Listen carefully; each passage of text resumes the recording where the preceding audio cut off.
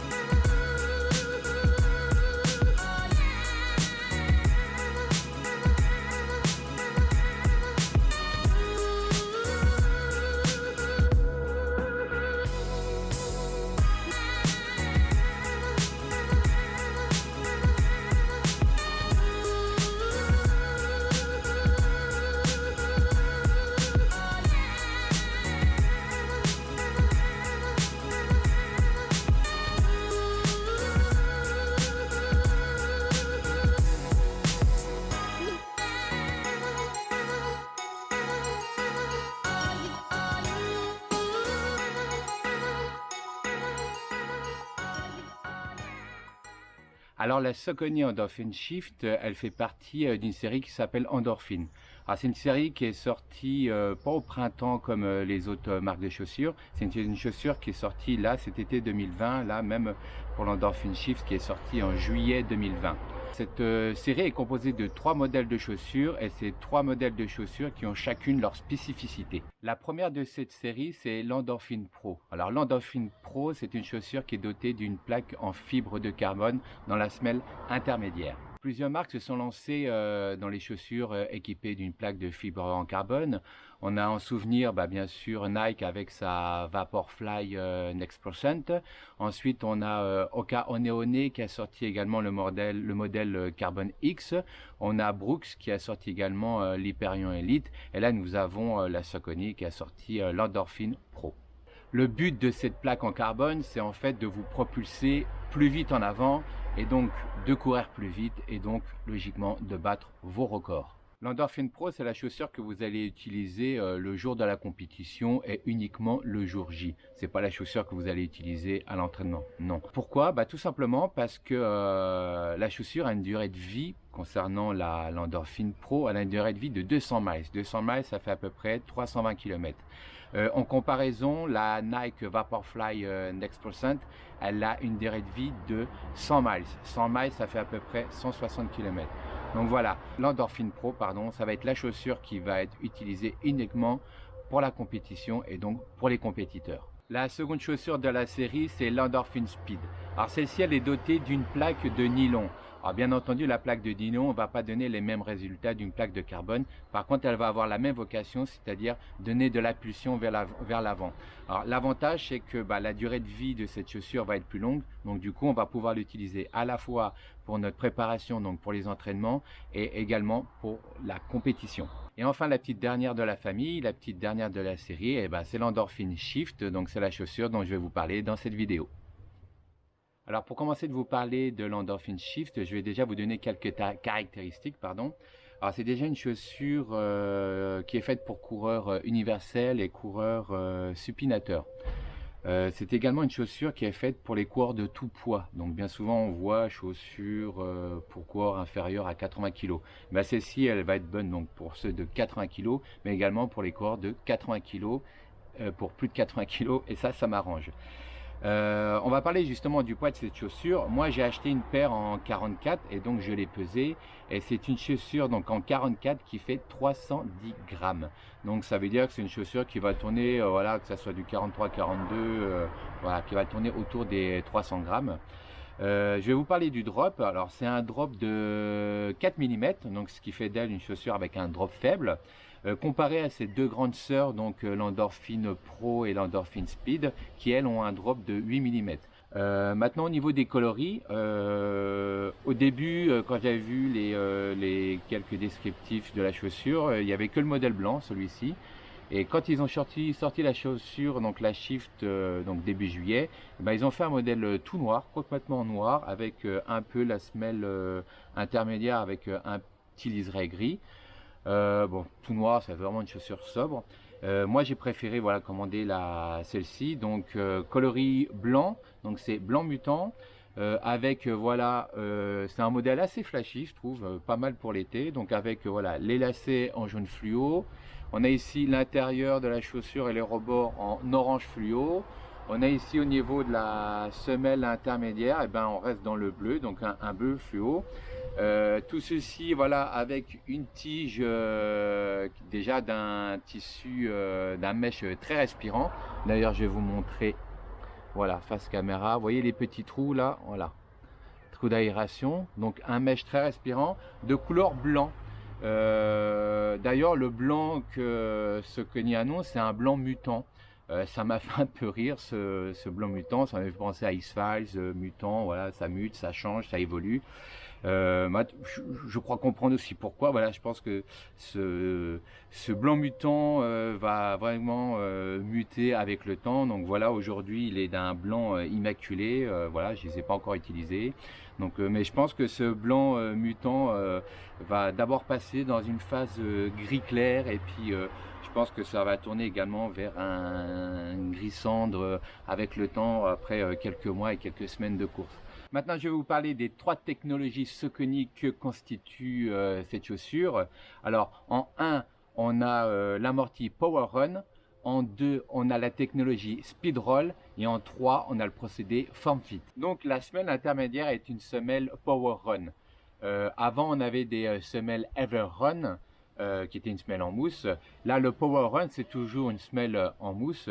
Par contre, qui va être de meilleure qualité et qui va être un peu plus légère déjà.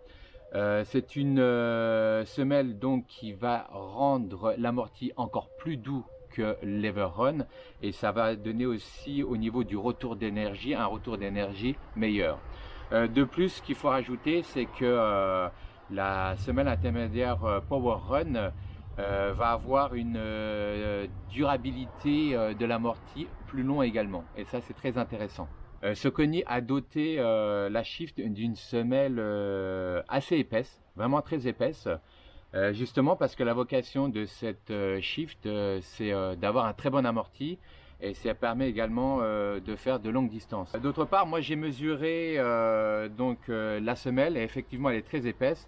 On a ici une épaisseur de 4 cm et ici on a une épaisseur d'à peu près 3,3, 3,2, donc ce qui fait vraiment une chaussure avec une semelle très épaisse, un peu comme les chaussures de chez Hoka. La deuxième technologie utilisée, c'est la technologie Speedroll. Alors j'ai essayé de chercher sur internet ce que ça voulait dire Speedroll, et en fin de compte, il faut comprendre la vocation. La vocation de la technologie Speedroll, c'est de nous propulser vers l'avant. Voilà, que la chaussure nous propulse vers l'avant pour aller donc plus vite. Et puis c'est également pour avoir une foulée plus fluide. Alors en fait, cette technologie Speedroll, tout va se faire dans la forme de notre semelle intermédiaire, également dans la structure de cette semelle intermédiaire. Donc je m'explique. Déjà la forme, on voit ici, on a notre partie arrondie. Donc pour ceux qui vont avoir une attaque talon, on va déjà avoir cette partie arrondie qui va nous permettre de rouler le pied, voilà, comme ça, donc de commencer un roulement du pied vers l'avant. Ensuite, nous avons ici une partie de la semelle qui est cambrée. Donc cette partie de la semelle cambrée va permettre un renfort ici au milieu du pied qui va permettre justement de continuer notre roulement de pied vers l'avant. Et ensuite, on a ici, voilà, une belle forme bien arrondie, voilà, qui va permettre justement d'avoir ce balancement pour qu'on puisse avoir cette propulsion vers l'avant. Et pour qu'on puisse avoir ce balancement, il ne faut pas que cette chaussure se plie. Et du coup, Saucony, dans cette semelle intermédiaire, dans la partie avant du pied de la semelle intermédiaire, ils ont ils ont rendu la semelle plus ferme en mettant plus de densité de mousse. Donc ainsi la semelle ne va pas se plier, elle va rester voilà, on va dire arrondi, qui va permettre notre mouvement d'enroulement pour pouvoir avoir une meilleure propulsion vers l'avant. Alors la troisième et la dernière technologie de la chaussure, c'est le procédé form-fit. Alors la vocation du procédé form-fit, ça va être quoi? Ça va être un bon ajustement de la chaussure sur le pied et également un meilleur maintien du pied dans la chaussure. Alors pour cela, le procédé form-fit, il utilise plusieurs fonctionnalités. Alors tout d'abord, le mesh. Voilà. Alors, pour parler du mesh, c'est un mesh qui va envelopper le pied dans un confort 3D. Alors, j'ai essayé de comprendre ce que c'était le confort 3D et j'ai un peu compris. En fait, si c'est pas du 3D, ça veut dire que c'est plat. Et c'est pas du tout ce que c'est que ce mesh. Ce mesh, en fin de compte, il est fait de plusieurs couches. Je dirais même qu'il est fait de 2 couches et entre les deux, il y a ce qu'on appelle des imprimés 3D. Et en fin de compte, voilà, le mesh, je ne sais pas si on le voit, voilà, il a une épaisseur d'à peu près 3 mm. En fin de compte, il y a une couche de textile à l'intérieur, il y a une couche de textile à l'extérieur, et quand on touche, on a l'impression qu'il y a une genre de mousse. C'est comme s'il y avait de la mousse à l'intérieur, et en fin de compte, c'est des imprimés 3D. Et donc, le but de ce mesh confort 3D, c'est que ça va permettre au pied, quand on va le mettre, que la chaussure, donc que ce mesh prenne la forme du pied. Un peu comme un matelas. Quand on se couche sur un matelas, et ben, le matelas va prendre notre forme. Et ben, c'est la même chose que pour ce mesh 3D. Donc il va permettre justement, et quel que soit le pied de la personne, et ben, la chaussure va prendre la forme du pied et donc va faire en sorte qu'il y ait un maintien et également un confort. Ensuite, nous avons une autre fonctionnalité du form-fit, du procédé form-fit, c'est la semelle intérieure. Bon, moi personnellement, je ne vais pas l'utiliser parce que j'ai des semelles faites par un podologue. Et ben, la forme, on voit qu'elle est profilée et qu'elle va également servir à un bon maintien du pied dans la chaussure. Alors déjà, vous voyez, c'est pas une semelle qui est toute plate. On a déjà ici la partie intérieure du pied. C'est relevé, donc déjà ça va permettre de maintenir le milieu du pied. Et là on voit également ici que les rebords sont incurvés, qui remontent, voilà. Et donc ça fait un siège, comme un siège baquet dans une voiture. Et là donc du coup notre talon, il va se retrouver calé au fond de la semelle. Et donc ce qui va permettre d'avoir un bon maintien du talon dans la chaussure.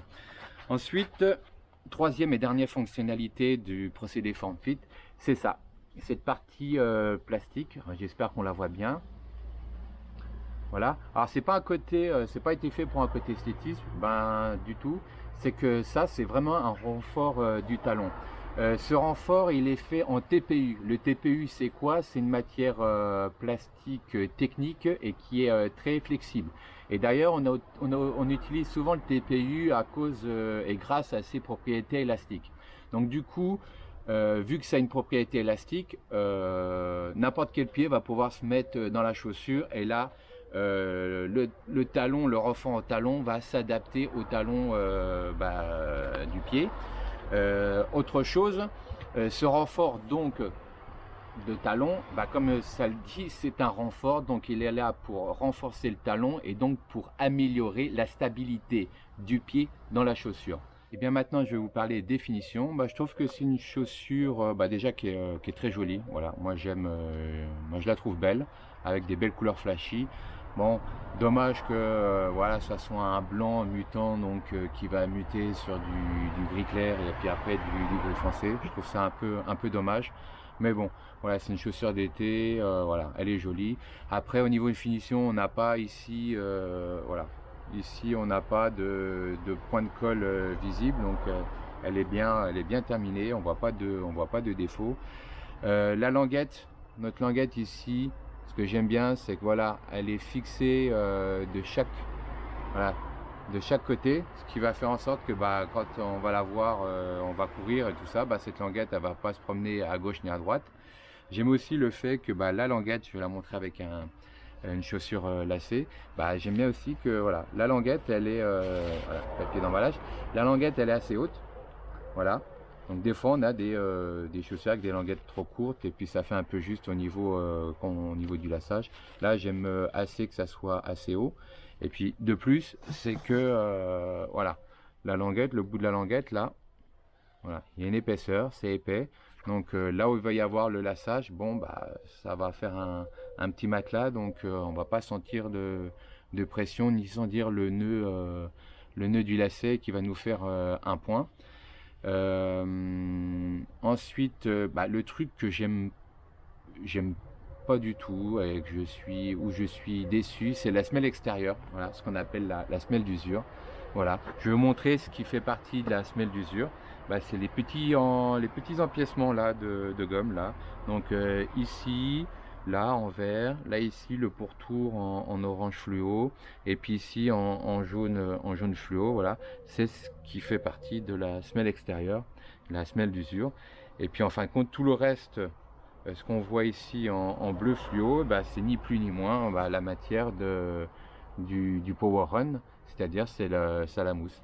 Donc je suis assez déçu. J'aurais préféré vraiment qu'on ait avoir une semelle d'usure vraiment qui est complète et qui fait tout le plat du pied. Pourquoi? Parce que bon, c'est une chaussure qui est de running, donc c'est une chaussure de route. Et une chaussure de route, bah, on va courir sur le bitume, et le bitume c'est un revêtement abrasif. Donc vu que c'est abrasif, bah, ça va user notre semelle. Donc ça va faire comme les pneus d'une voiture. Donc bah, sur la route ça s'use, bah, là la semelle aussi va s'user. Et j'espère qu'elle ne va pas s'user prématurément. Voilà, donc je suis un peu déçu et j'aurais préféré avoir vraiment une semelle, une vraie semelle d'usure. Voilà, donc j'en ai terminé avec la première partie de cette vidéo. Maintenant, on va passer bah, au vrai essayage, hein. On va mettre la chaussure, on va courir avec et on va voir justement si les technologies que nous annonce Saucony s'avèrent bonnes. Savoir si ces technologies font leur boulot, donc à savoir, savoir si le Power Run fait son amorti et fait également son retour d'énergie. On va vérifier également si le Form Fit va vraiment nous maintenir le pied, nous rendre un pied confort, va vraiment nous dire si le pied est bien maintenu dans la chaussure, si le pied est bien stable. Et puis on va vérifier également au niveau de la technologie Speedroll si on a vraiment comment dire, cette sensation d'être propulsé vers l'avant. Voilà, donc eh ben, on va essayer ça tout de suite. Donc je vous dis bah, à tout de suite.